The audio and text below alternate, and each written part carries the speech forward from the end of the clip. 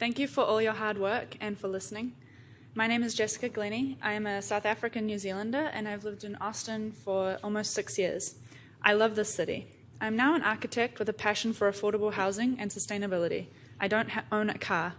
I support CodeNEXT, but recognize that it is far from perfect because it does not allow for enough development along the Imagine Austin corridors, does not incentivize enough affordable housing, and it still supports low-density, car-oriented development. But it's a start. It would be an oversimplification to say that this is purely a supply and demand issue, but we have to look at the things that we can and cannot influence. We cannot stop people from moving here. That's the demand side. Even if we could, that would be protectionist, exclusive, and unjust. But we can influence the supply side. I see Austin's housing supply as a pie. With more people coming to the table, the just thing to do is to make more pie. There are two ways to grow it. One is to grow out, sprawl. The other is to grow up in density. Another way to increase access to the pie is to cut it up into smaller pieces so that more people can have some.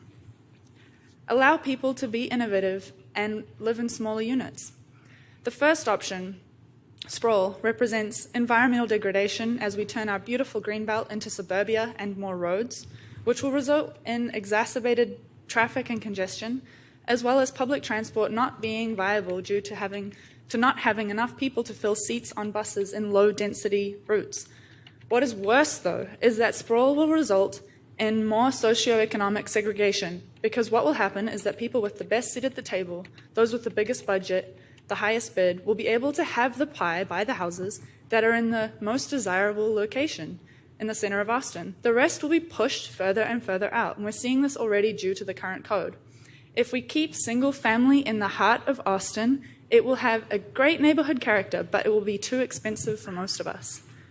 The second option, growing up and increasing density, represents accommodating more people in a sustainable way that will support multimodal public transport. This needs to be environmentally friendly and resilient with green infrastructure. We've heard a lot of fear today that increased density will only exacerbate the price crisis. So please pass a code that encourages missing middle and truly affordable housing, not just more luxury condos and McMansions. The tension is that this density represents change, which can be scary for some. Unfortunately, we need to change the city fabric to accommodate everyone.